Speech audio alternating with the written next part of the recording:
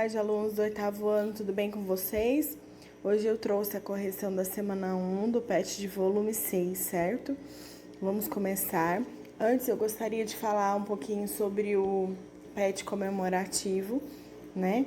Que eu estou trabalhando com os 8º. Vocês terão que fazer uma carta com o tema O Estado de Minas Gerais. Eu recebi algumas cartas, né? Fiz a correção, vou passar para os alunos e eu preciso que todos participem e façam esse PET, porque ele é um PET comemorativo e ele vai valer uma carga horária de 100 horas, certo? Para contabilizar para vocês. Qualquer dúvida que vocês tiverem, vocês podem me perguntar. Então, hoje a gente vai começar com a atividade 1, né, que é um texto sobre urubus e sabiás. Na verdade, é uma fábula, né, esse texto. Ele traz a história dos urubus e dos sabiás. Os urubus são aves que não cantam, né? E aí eles decidem fazer uma forma que seria certificar todos os outros urubus lá, para eles conseguirem todos cantarem, porque não é um tipo de pássaro que canta, né? De ave que canta. Sendo assim, eles passam a cantar, mas aí chegam outros pássaros que são da natureza deles de cantarem, sabiá, entre outros, e vocês vão ler aí no texto. E aí eles ficam com muita inveja, né, desses pássaros, e acabam que proibindo esses pássaros de cantarem, certo? E ficando somente eles cantando. E aí essa fábula, toda fábula, ela traz uma lição. E a lição que a gente pode tirar é que o diploma aí, no caso, o certificado que eles têm, o diploma que eles criaram, vale muito mais do que o próprio dom, né? Que era dos pássaros de cantarem. Bom, alunos, esse tipo de texto, né, de gênero textual fábula, a gente tem a participação dos animais e acontece a personificação dos animais, certo? Eles têm vida, eles falam, eles conversam, eles fazem coisas que pessoas humanas fazem, certo? Essa é uma característica da fábula. E também, sempre no final da fábula, ou assim, a gente terminando de ler, a gente percebe que ela quer nos passar uma mensagem, esse tipo de texto, certo? Então, eu gostaria de falar isso para vocês lembrarem que assim que vocês terminarem de ler, vocês vão ter que tirar uma mensagem desse texto. Então, a questão 1. O que gera o conflito no enredo? Então, a chegada dos pássaros que sabiam cantar por natureza, né? Então, eles já tinham esse dom de cantar. 2. Escreva com suas palavras o desfecho do texto. Então, é o que eu falei para vocês, né? Os urubus ficaram recalcados, não deixaram os pássaros mais cantarem, né? E só eles queriam ficar cantando e eles ficavam mostrando os certificados e diplomas como se eles, por conta desses certificados, eles pudessem cantar. 3.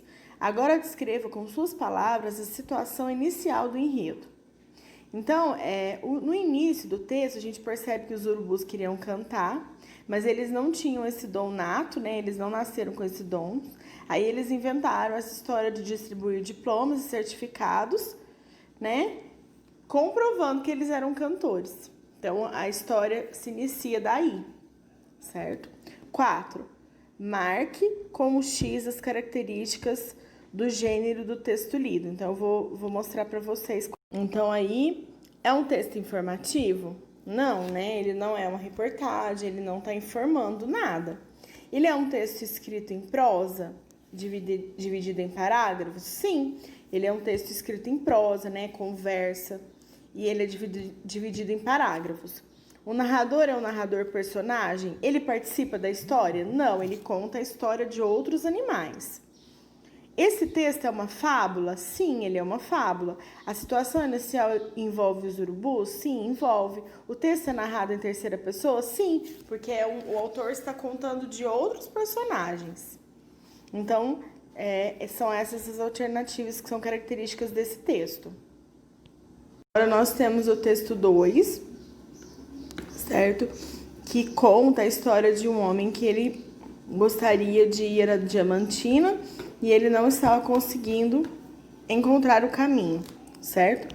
Então a gente percebe que esse texto, ele conta a história desse senhor, certo? E ele conversa com o motorista de um caminhão. Bom, alunos, agora vamos fazer a interpretação desse texto. Número 1. O conflito do texto se dá quando? O conflito seria assim, o problema. Onde que começa a história a ter um problema que tem que ser resolvido? Ou até mesmo que não foi resolvido. A. As pessoas não sabem informar? Joana explica melhor que todos? O jovem não entende a informação, o rapaz queria ir a Diamantina. Então a gente sabe que ele queria ir, mas quando que começam os problemas dele no texto? Quando ele percebe que ninguém consegue ajudá-lo, que ninguém consegue informar como faz para chegar até lá, certo? Número 2. Podemos dizer que o texto lido é narrado em primeira pessoa, o narrador participa dos fatos. Primeira pessoa, o narrador não participa. Terceiro, o narrador participa dos fatos. E terceiro, o narrador não participa. Então, a gente percebe aí até pela primeira frase, né? Pergunto a um motorista, ou seja, pergunto. Então, quem pergunta? Eu, certo? Então, a gente percebe que tem um verbo em primeira pessoa. E a gente percebe que ele participa dos fatos porque ele conta a própria história, certo? Nós temos a questão 3, né? Nós temos a questão 3. Qual o propósito comunicativo do texto lido? Contar uma história com humor. Então, esse texto a gente pode classificá-lo como humorístico, porque durante o período que a gente está lendo, a gente percebe que a intenção é de humor, né? Que ele conta de forma engraçada o texto, com humor. Bom, alunos, eu vou encerrando por aqui a correção da primeira semana. Gostaria muito que todos enviassem essa correção, né? Todos que estão participando aí do grupo, né? Ainda há tempo de estar fazendo as atividades, né? Vamos pegar firme a partir desse PET 6 para não ficar acumulado também e em atraso, tá? Qualquer dúvida, estou à disposição de vocês. Boa tarde, fiquem com Deus.